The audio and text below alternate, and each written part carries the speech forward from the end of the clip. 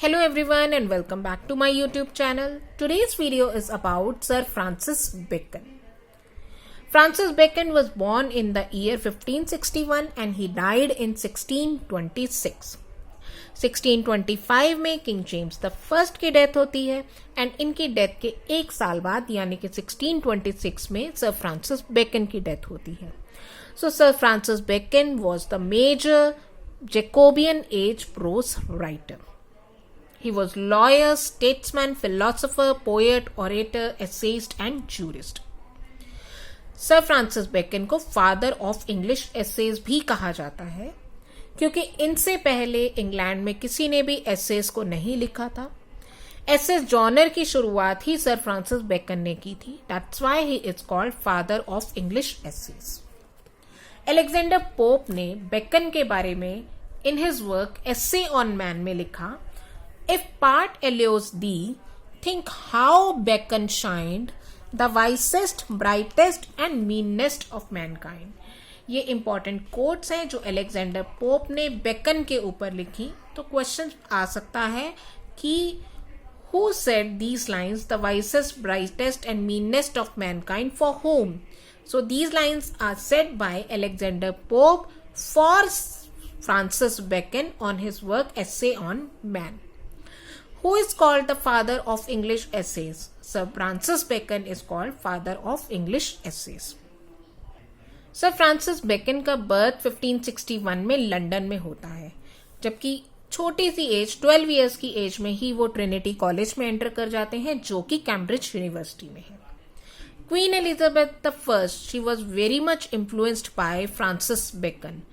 Francis Bacon से बहुत ही ज़्यादा इम्प्रेस थी क्योंकि वो बहुत इंटेलिजेंट थे, विटी पर्सन थे.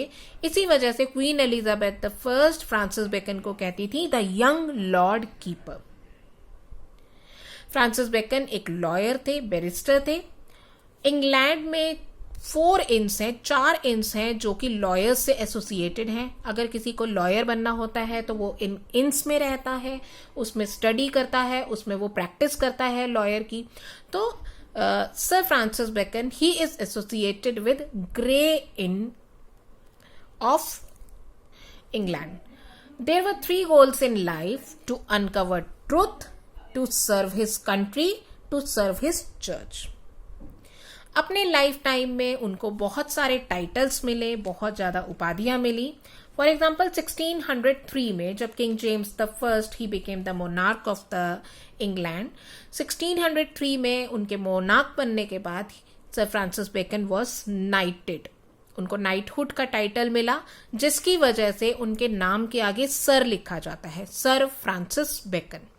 1613 में ही बिकेम अटॉर्नी जनरल. 1618 में Lord chancellor. And Lord chancellor एक ऐसी पोस्ट है which is the highest post of English legal profession. तो एक लॉयर से वो लॉर्ड चांसलर बन जाते हैं 1618 में. 1618 में ही बेरन वेरुलम ये उनको टाइटल मिलता है. और ये वाला जो टाइटल है बेरन वेरुलम, ये टाइटल या ये पोस्ट स्पेशली इन्हीं के लिए ही क्रिएट की गई थी. इन्हीं से ही इस पोस्ट की शुरुआत होती है एंड इन्हीं से ही ये पोस्ट खत्म हो जाती है. 1621 में इनको टाइटल मिलता है विस्काउंट सेंट एल्बन्स. विस्काउंट सेंट एल्बन्स की पोस्ट इनके लिए क्रिएट की जाती है, जबकि इससे पहले कोई भी पोस्ट इस टाइप की नहीं थी. सो ये सारे इनको टाइटल्स मिलते हैं, इतनी इंपॉर्टेंट पोजीशंस के ले लेते हैं. बट 1621 में he is found guilty of bribery. Corruption के चार्जेस में ही इज फाउंड गिल्टी, जिसकी वजह से इनकी ये पोस्ट चली जाती है. एंड आफ्टर 1621 उनका सारा फोकस अपने लिटरेरी करियर या फिर अपने राइटिंग करियर पे हो जाता है. सर फ्रांसिस बेकन अपनी 2 बातों के लिए बहुत ज़्यादा फेमस हैं. फर्स्ट अपने एसेज के लिए, उन्होंने टोटल 58 एसेज लिखे हैं. सेकंड, उन्होंने साइंटिफिक मेथड का इन्वेंशन की थी या फिर इंडक्टिव मेथड या फिर जिसको कह सकते हैं बेकोनियन मेथड की इन्वेंशन की थी. सो अपने इस साइंटिफिक मेथड की वजह से और अपने एसेज की वजह से ही इज वेरी इंपॉर्टेंट. इन्होंने टोटल 58 एसेज लिखे और इन्होंने जो एसेज लिखे थे वो आजकल के प्रेजेंट टाइम के एसेज से they are very much different. उनके according essays are certain brief notes set down rather significantly than curiously. According to him, essays कुछ इस तरह के नोट्स हैं जो कि हम पेन डाउन कर लेते हैं जब हमारे दिमाग में उस टॉपिक से रिलेटेड कुछ सिग्निफिकेंट थॉट्स आते हैं. So according to him essays are certain brief notes, कुछ नोट्स हैं which are set down rather significantly than curiously. तो कुछ सिग्निफिकेंट थॉट्स को पेन डाउन करना ही एसेज है according to him. He called his essays dispersed meditations. ये बहुत इंपॉर्टेंट है कि वो अपने essays को dispersed meditations कहते थे. Dispersed meditation इसलिए कहते थे क्योंकि ये एक ऐसे थॉट्स होते थे जो कि कोहेरेंट नहीं होते थे. जो भी थॉट मन में आया वो उन्होंने पेन डाउन कर लिया, वो डिस्पर्स्ड होते थे. और मेडिटेशंस यानी कि जो दिमाग में आया वो उन्होंने लिख दिया. So he called his essays dispersed meditation. He was influenced from French writer and philosopher Montaigne. उनके एसेज फ्रेंच राइटर मॉन्टेन से इन्फ्लुएंस थे. एंड माइकल डे मॉन्टेन को ही फादर ऑफ एसेज कहा जाता है.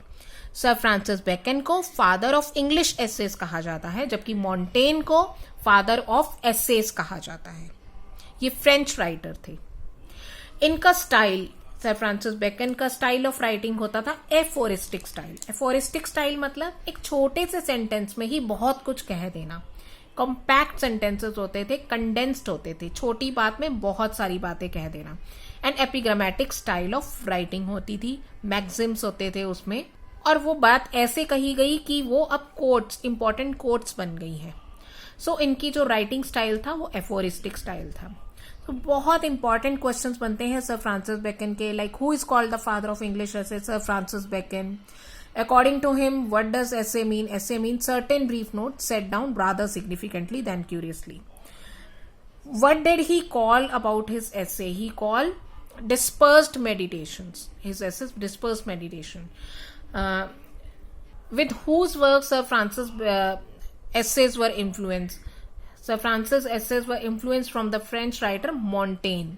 What was the style of writing of Francis essays? The style of writing was aphoristic style. तो ये बहुत important जो questions हैं जो फ्रांसिस बेकन के essays से बनते हैं. इनके टोटल इन्होंने 58 essays लिखे. फर्स्ट एडिशन जो कि 1597 में आया, इसमें 10 एसेज थे.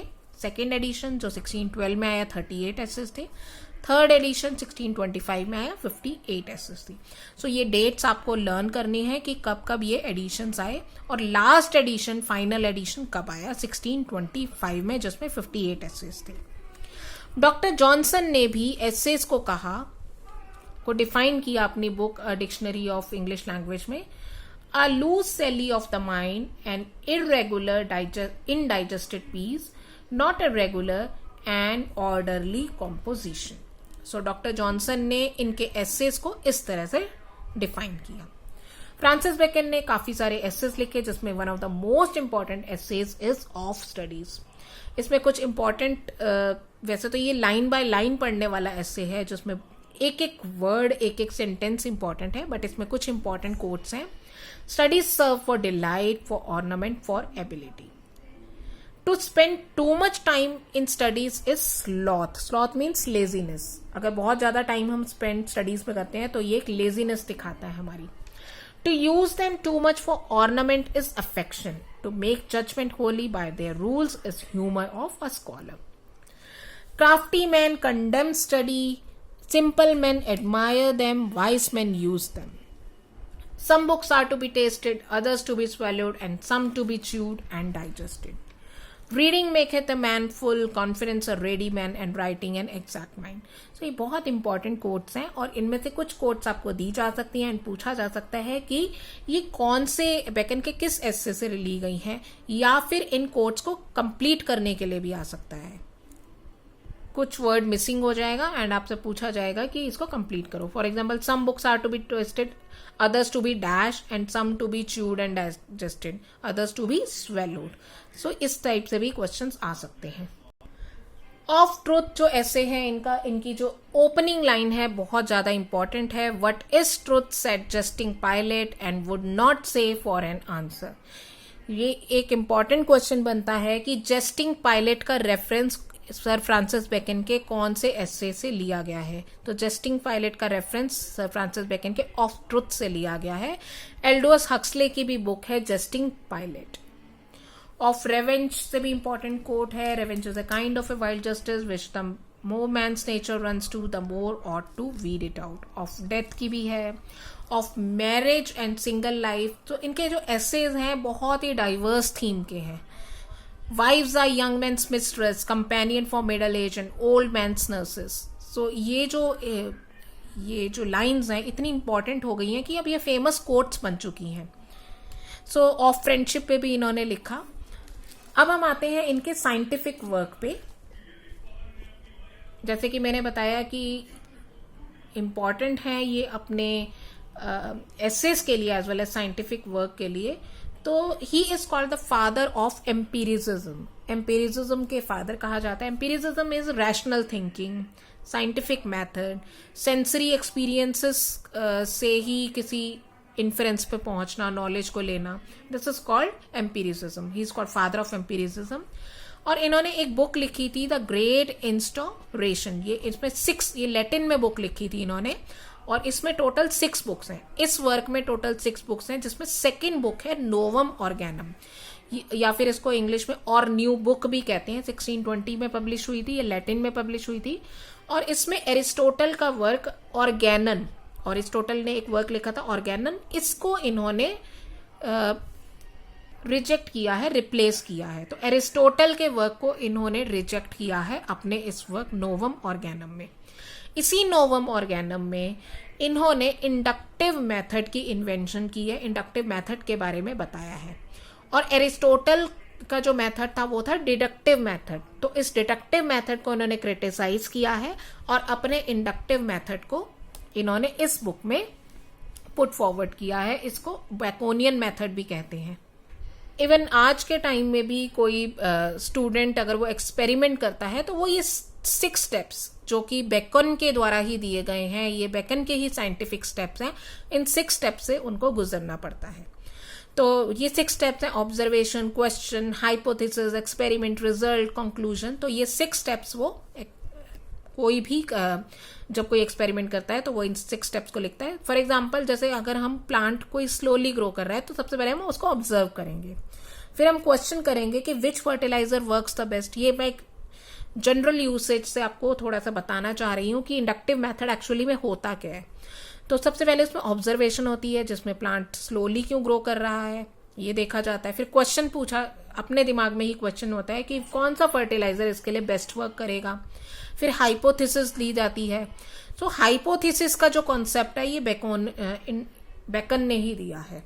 सो हाइपोथेसिस दी जाती है कि ए फर्टिलाइजर बेटर रहेगा, बी रहेगा या सी रहेगा। तो हम एक हाइपोथेसिस लगा लेते हैं कि A will be the best fertiliser.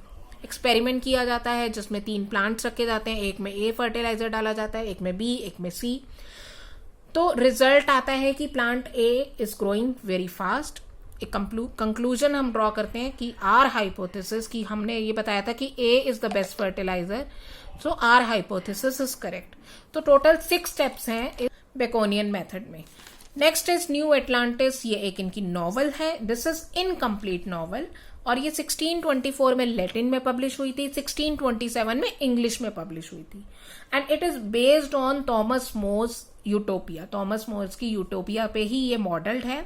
इसमें एक यूटोपियन लैंड की क्रिएशन की गई है, where there is a generosity, enlightenment, dignity, splendour, pity, public spirit, ये सारी क्वालिटीज होंगी।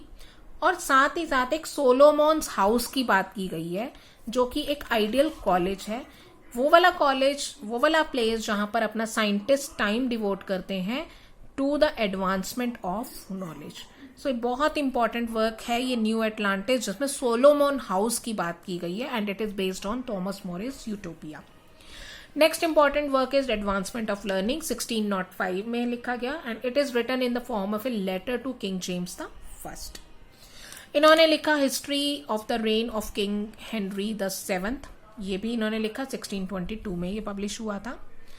सो this is all about sir Francis Bacon, जो कि इम्पॉर्टेंट हैं for his essays as well as for his scientific method.